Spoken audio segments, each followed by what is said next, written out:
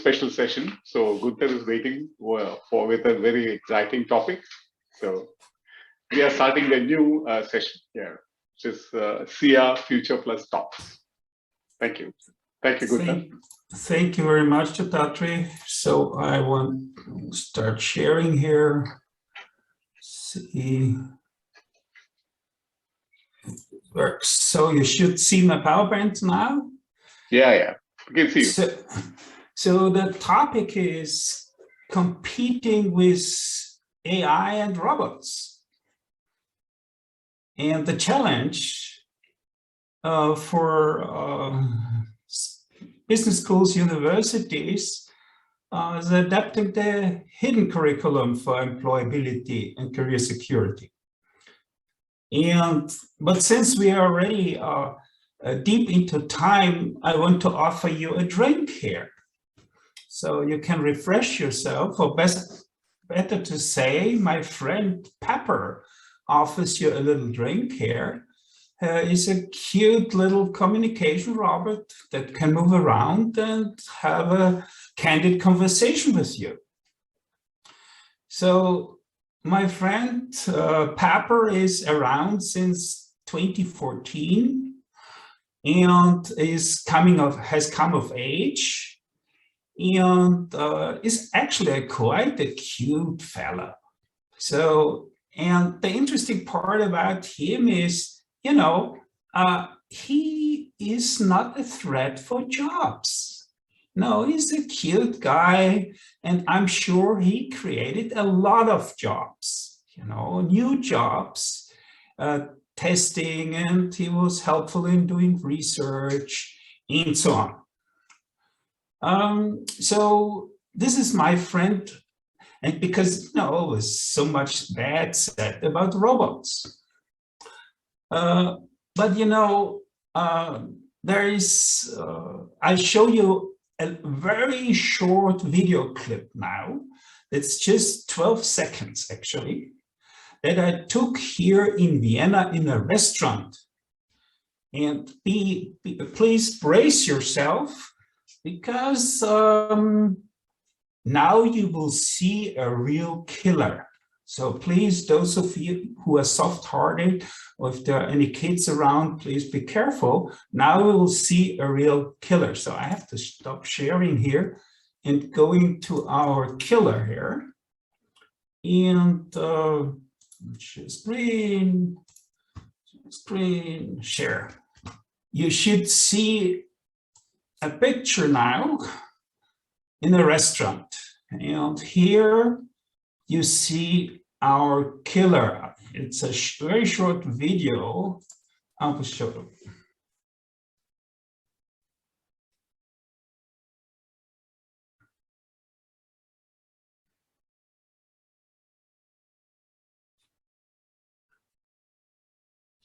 So back again to our slide sets. What you saw here now doesn't look maybe very dangerous or very impressive, but it's a colleague to the ladies who are working there at this restaurant. You know, I asked them, how do you feel about him? And they said, oh, it's okay. It's a new colleague. We're getting accustomed to him. So this is just for a start, and I will go forward here. So I have a hypothesis for you that says simply, what can be automated economically will be automated. So this is just a start here, nothing new, goes on actually for quite a while at the end of the day, of the automation processes. But the automation processes typically took place in industrial facilities and not, you know, close to real life where people were living. So here, let's have a look what's happening. Today already we have a a study mentioned by Fry and Osborne from Oxford University. They did a study about expected changes in the labor market. And they had a look at 700 occupations in the US, tracked them by social intelligence, creativity, perception, and manipulation. And because these characteristics, social intelligence, creativity, perception, and manipulation, robots or artificial intelligence is having a very bad time with. So they are not good at it at the end of the day. And they came up, and I keep it simple here, that, you know, about half of the jobs, roughly in the US, could be automated 10 to 15 years down the road. This caused a big outcry, and they did the same study in Great Britain, and they came up with, now, not 47%, this was the exact figure they came up with. In the US, they came up with 35. Then the Germans came along and they were very, very critical and said, no, that won't work. And they came up with a factor under 20, or close to 20. So at the end of the day, there is no clarity what will be the impact, but there's the risk that every second occupation could be automated within the next 10 to 15 years. And this will do something to the labor market. And ATHEA already mentioned, you know, this is a societal issue. You know, we might have a lot of unemployed, and we might have to redistribute some money. You know, now my value statement comes: unemployment is no option. It's unemployment. Whenever you have been around people who are unemployed, they degenerate pretty fast. So they get ill. The first thing that happens is the self-value goes down. The second thing that happens, the health goes down. The third thing, the whole family system deteriorates, even when they have money. That's the interesting part. It's not just because they don't have money. People have to be, you know, when they're working age, work is a very important factor in their lives. So what I try to do here is keep people in the work process in the near future and the far future. So the World Economic Forum did a study about the future of jobs in 2020. And it's very interesting what actually comes up in these jobs. In some, the short version, that some jobs are becoming more important, like data analysts and scientists, big data specialists, the digital transformation specialists, and so on. And other jobs are decreasing in demand. Data entry clerks, administrative and executive secretaries, accountants and auditors, ouch, even auditors, financial analysts, and so on. And this is what they saw in the labor market, and this is a trend that started to happen. Speed on both sides open for discussion. So this is just to show you a little bit what's going on and study it. You can download the study from the World Economic Forum's web page if you want to have a look at it. It's the Future of Jobs report. It's good to look at. It has a global perspective, by the way. So there are some emerging job clusters in the jobs of tomorrow. So these are cloud computing, data and AI. There is something happening around marketing. This is goes far beyond just analysis. Growth hackers, growth managers, digital marketing specialists, and these are all positions that are companies look for, by the way. Product development is changing. You have Scrum Masters now, Agile coaches. The word Agile was here on the table already, and so on. So one interesting part too around people and culture, a lot is happening. Information technology recruiters and human resource partner and business partner and so on. So this is just to give you an idea what's currently happening and gaining speed. Now let's do some swimming here. You know, I have some friends here who are very much in flow, and they bring in two topics. One is job security and the other is career security. I want to make you aware that these are two completely different concepts. Job security is the security in one job, often with one company. So when you have now a tenured professor at the university, this person has job security. It's tenured, and as long as the university doesn't go bankrupt and he or she doesn't do anything really bad, the person can stay with the institution forever, will have an income, and then retire someday. Fine. There are very few jobs nowadays that give you job security. It might be being a judge in the country, or being with the police, depending on the country, or things like jobs like this. But most jobs, there is no job security anymore. And the model where you joined a big company like IBM or Siemens when you were 25 and retired at 60, 65 is done, gone, went the way of the dinosaur. So the career security is a completely different concept. It requires developing and marketable skills and expertise that help ensure employment within a range of careers. So the logic is a completely different one. This includes so-called recareering, having relevant jobs, and so on. So business schools typically have a big stake in this because a lot of students come late, not just for the first education, they come later for recareering and keeping their jobs, their skills up to date.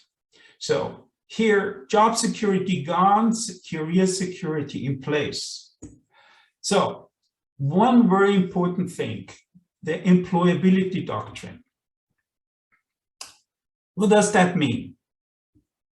Higher education institutions should secure the long-term employability of students. I still remember the time where at the university, not a business school, but at universities, is it important that the student has a job at the end of his or her studies? Actually, I studied something that typically people were unemployed after they left universities. I was maybe lucky, maybe crafty or smart, whatever. I put that what I learned to use, and it helped me over the years. But most of my colleagues didn't fare that well because the content of what we learned was not really very market oriented. Let's put it this way. And then the other part, at the corporate side, employees owe the company their commitment while employed, and the company owes its workers the opportunity to learn skills to be employable. This goes beyond knowing enough to do the job they're currently having. That means investing into people, and when they might have to part with them because a part closes, a certain product line goes out of business, whatever, these people can have a job afterwards. Philips of the Netherlands pioneered the concept in the 1990s because they were downsizing a lot, and they saw that employees that were employable, you could relatively easily part. If not, you might have had a societal problem, and the unions will go against you, the politicians will give you a hard time, and it will be very expensive. So it's cheaper to train the people on the job, keep them employable, have a relevant skills and for the labor market. So this is much broader than just be right skilled for the job.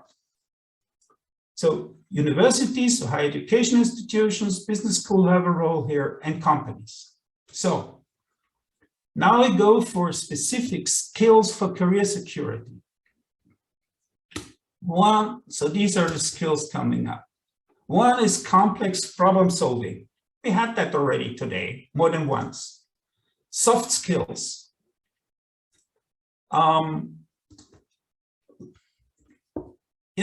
These two skills have something together. Artificial intelligence and robots are very bad at it. Interestingly enough, AI not got good at complex problem solving.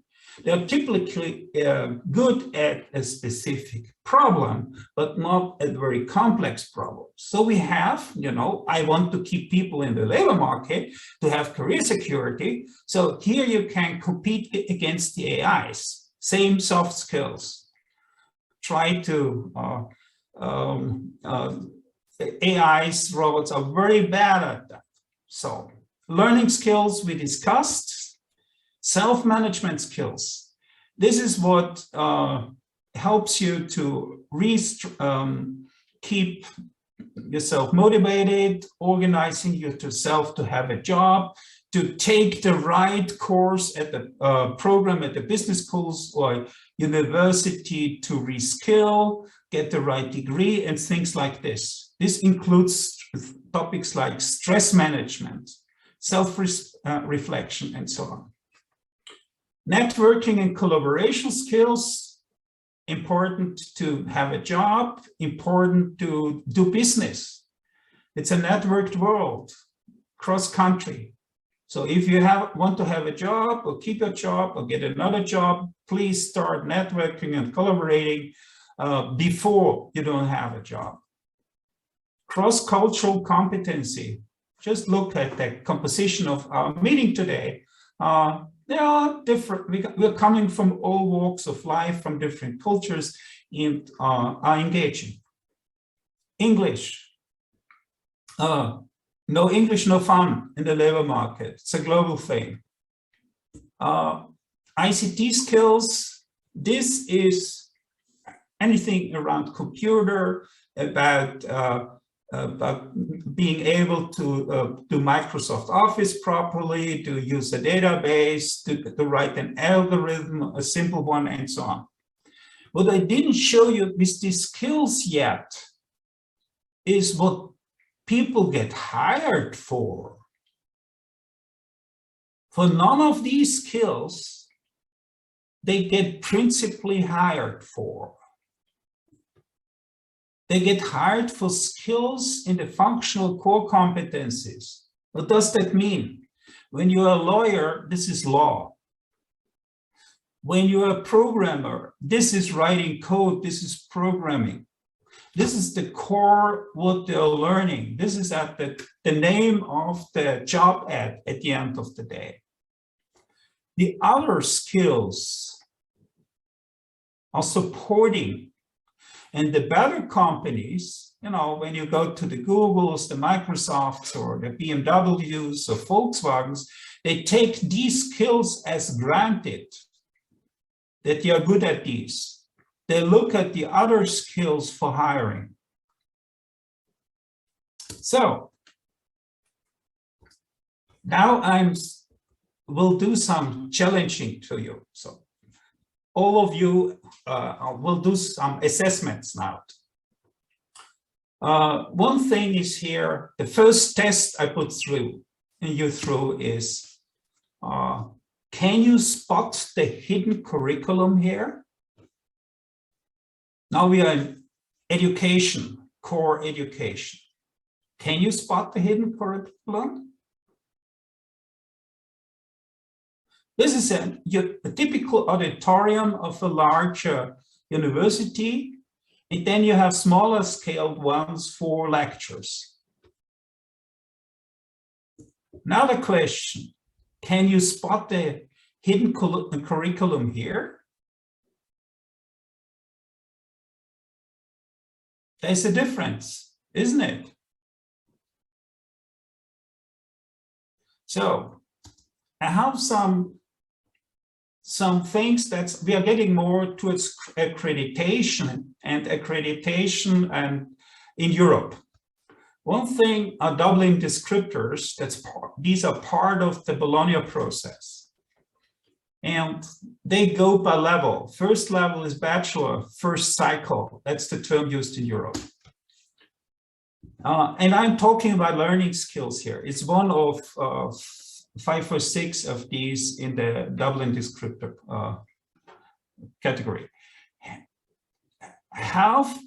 So students have developed those learning skills that are necessary for them to continue to undertake further study with a high degree of autonomy.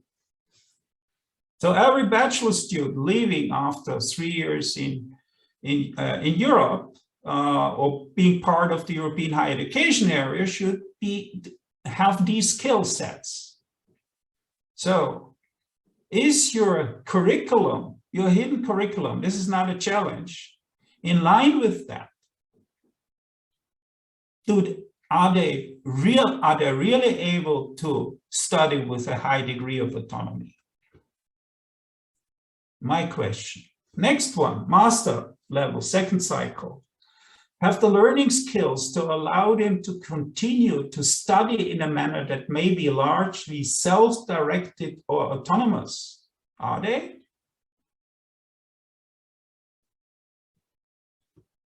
Third one, doctoral, third cycle, can be expected to be able to promote within academic and professional contexts technological, social, or cultural advancement in a knowledge-based society. Are they? Most probably. Typically, doctoral students fulfill that, at least in the better programs. Here, I'm not so sure. Next point here, Bloom's taxonomy. This is known to all of you who come from a US American accreditation background, because it's part of the frameworks of the accreditation bodies. So going from remembering to understanding, applying, analyzing, evaluating, and creating. So I'm closing off with 3 test questions for you, doing an assessment. And this self-assessment has 3 questions. What is the hidden curriculum at your institution? Next one, are you in line with the Dublin descriptors for learning skills? And what percentage of the learning goals and the teaching is aligned with the upper half of the Bloom's taxonomy? So this part, analyze, evaluate, create. Are the students here or here? We could check that easily the way you assess student results in class, so direct learning outcomes in class. So here are the 3. Good, I'm done. Thank you very much.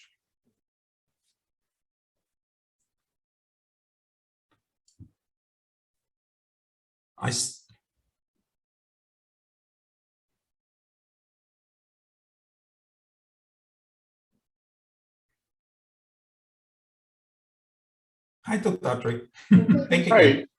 Hey, sorry. What happened? I shocked you. I stopped so fast. Oh, I have to keep in my time frame somehow, close to it. Okay.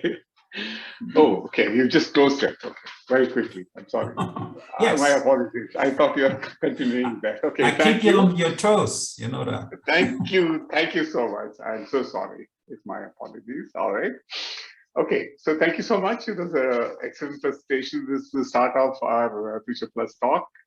Thank you so much, Gunther, for having started this talk, and we will come back one more time, I guess, as it goes up. And can I now call in Sandhya G. Krishnan to come in and give us her views?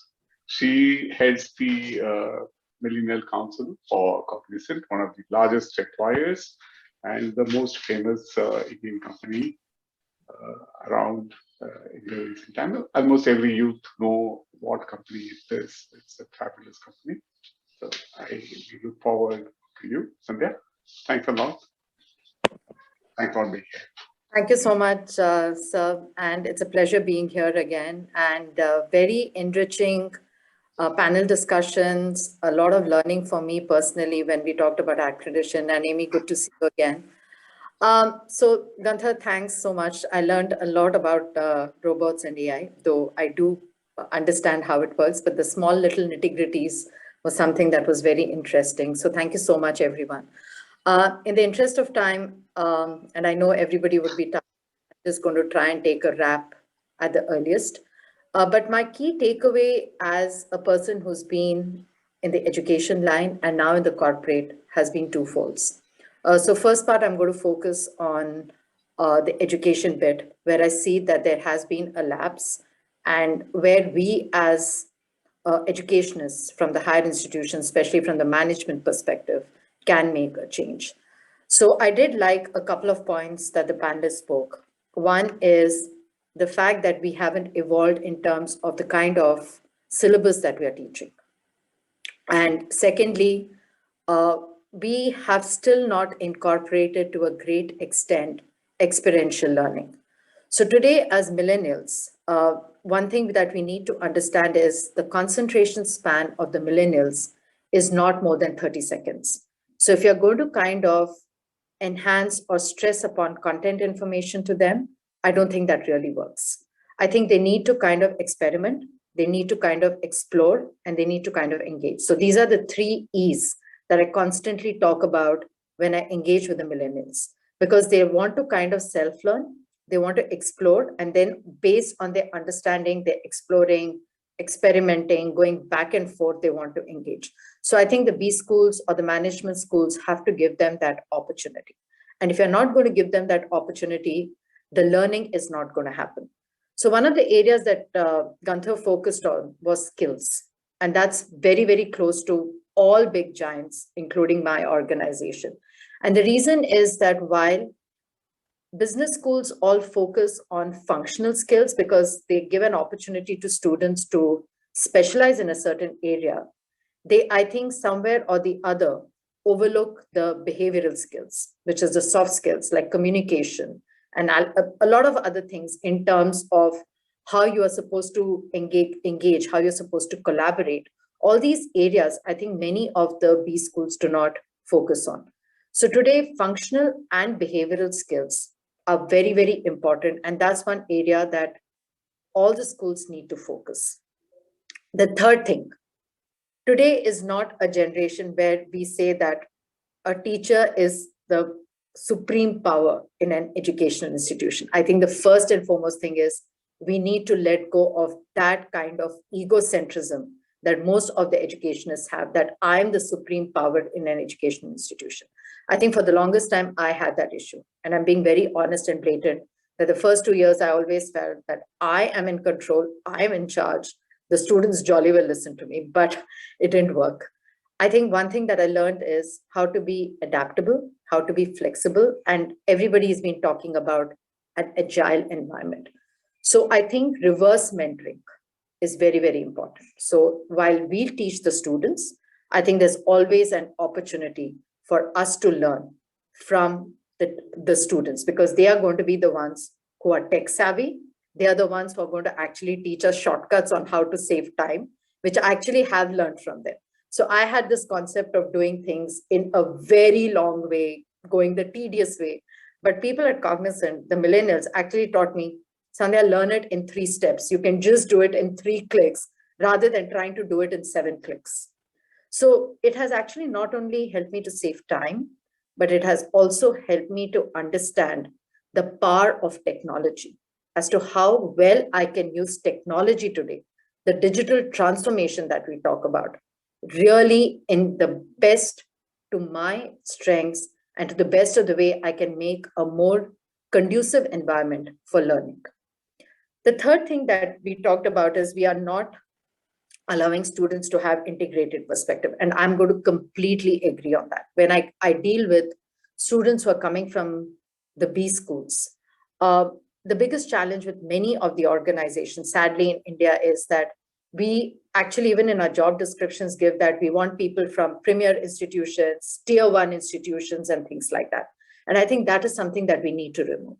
And how we can remove is we should encourage teachers or professors of business schools to have certain kind of certifications.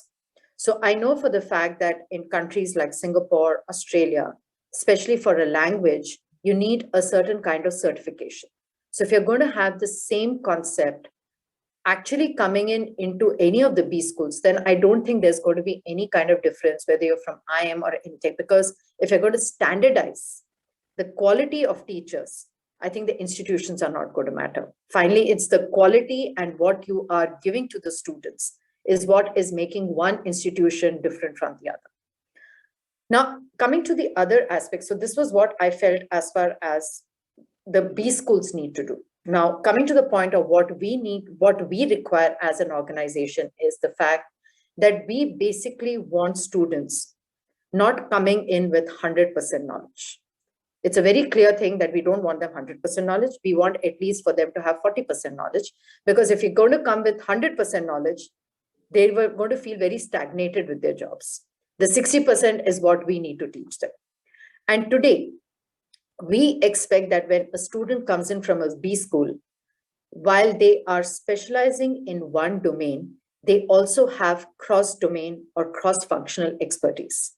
And that is why today, I think Udemy and all these courses that are there, you can do so many of these skill-ups for yourself. So while you can focus on finance, you can also have the ability to understand how HR functions. The reason being that HR is one of the big corporate functions of any organization. And while we are dependent on finance, finance is also dependent on us because of the strategic planning, because of the way we have to plan our workforce, we have to plan the successions, and so on and so forth.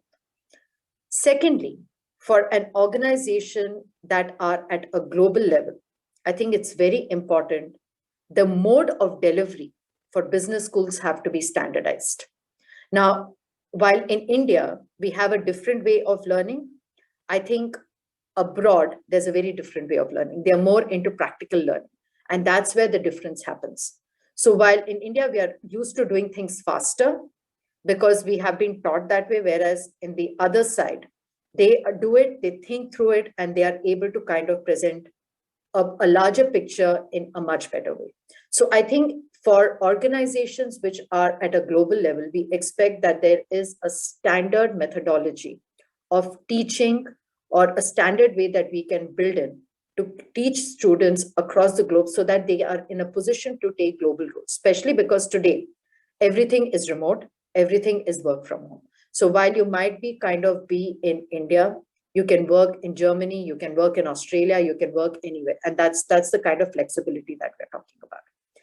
Thirdly, when we are talking about students getting involved in accreditation, I think that's really fantastic because they also kind of give a reality check to understand what is the huge gap between industry and academia and how we can actually bridge that gaps. So while there's a lot to do from the organizations, but there's also a lot to do from the business schools perspective. So my take would be that develop the skills of the students to be prepared for new roles that are actually emerging. So there are a lot of new roles that are emerging because of the changing environment, because of the fact that we are influenced by virtual world now because of the pandemic. And I love what Professor Bala said, that we are living in a very uncertain future. And the only thing we are going to be sure of is the digital transformation, the technological support that we require, and the aggressiveness of the usage of technology. So if today organizations as well as B schools understand this, I think they are going to standardize a lot of things for students, for teachers, and the different stakeholders to bridge the gap between industry and academia. And I would also request that while we are talking about certifications, we're talking about accreditations, we're talking about a whole lot of things, I think it's very important to see the relevance and importance of not only to the B schools, but how is it kind of convert into a positive job prospects for the student who is actually going to be looking at employment in any of the big schools or big organizations. So while there's a lot to kind of cover up, but I just want to sum it up saying that we are always endeavoring to bridge the gap between industry and academia. We are always trying to look at what is the kind of skills that can be strengthened once a student comes into the organization. But my only key advice to all B school professors, teachers is please encourage cross-domain skills and cross-functional skills. Do not encourage students to just focus on one area, because that's not something that we're looking at. We're looking at people having multiple skills. So I will close here and thank Professor Raman, as somebody said, that you might not be a real professor, but the knowledge that you have in this domain is absolutely fantastic. Thank you, Smita ma'am. Thank you everyone for this opportunity. And it was a pleasure being here. Thank you so much, Professor Sandhya. It's an amazing kind of, you're a professor first, and then probably you are coming to the corporate next. It's a brilliant address. You understand the sensitivities involved in business school arena. And whatever you said is absolutely right. People with 100% knowledge is not going to get anything from a business school. 60%, yes, that's what you said. I really appreciate that. But the thing is, you touched upon something really fabulous. I'm sorry, you wanted to say something? I forgot to say one thing, that I think the B school should also encourage ideation and innovation, because right. That's thing which is very, very important to the millennials. So I try to keep looking at new words. So I combine millennial and Gen Z as Millenzi now.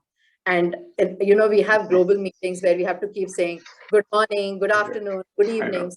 Other version that I've created is make it short and say good May, which is morning, afternoon, evening. So these are some of the things that I keep innovating for myself to deal with people globally. So that's one thing that I wanted to kind of add on. Yeah, the student, this thing, we have a student competition, case competition. And there's one of the students from Mongolia, if I'm not mistaken, had used this word called physical and digital, digital, you know, something like that. So it's basically the idea that you are talking about and what Gunther talked about. And also, I think previously the panel talked about, all of you are talking about is this. You can't just say that it's a digital word, so you got to have you know, a strategy for the digital word. But definitely there is a huge amount of learning in a physical sense of the term. You can't just simply say that, okay, digital, you know, artificial intelligence will be there, robotics will take over and so on. It's not going to happen that way. You are involved very much. That's the reason why I keep on emphasizing that, yes, human beings are involved, very much involved. In fact, Elon Musk says something very, very interesting. He says, please regulate. I really like the way he said it. He said, regulate this artificial intelligence machine learning, because if you don't do it, human beings will regret forever. So this is something that I think is an emphasis that one should really remember in this whole thing. So thank you very much, Sandhya. This is a fabulous session. And thank you for launching this particular service that we are going to have. And we will also have a channel, and the channel will be able to take over there. Thank you so much. And thank you all the participants. It has been a fabulous experience for us, though we are delayed by at least about 40 minutes, which is very bad. I really don't like that kind of a thing. It's more than 2 hours. So thank you so much. And wish you a very good evening and a good morning, depending on where you are from. And thank you all. And we will meet tomorrow in the second panel, and that will be same time, 6 o'clock to 8 o'clock. We hopefully will finish it by 8 o'clock. And so look forward to seeing you again tomorrow. Thank you so much. Wish you all the best. Thank you, everyone. Thank you.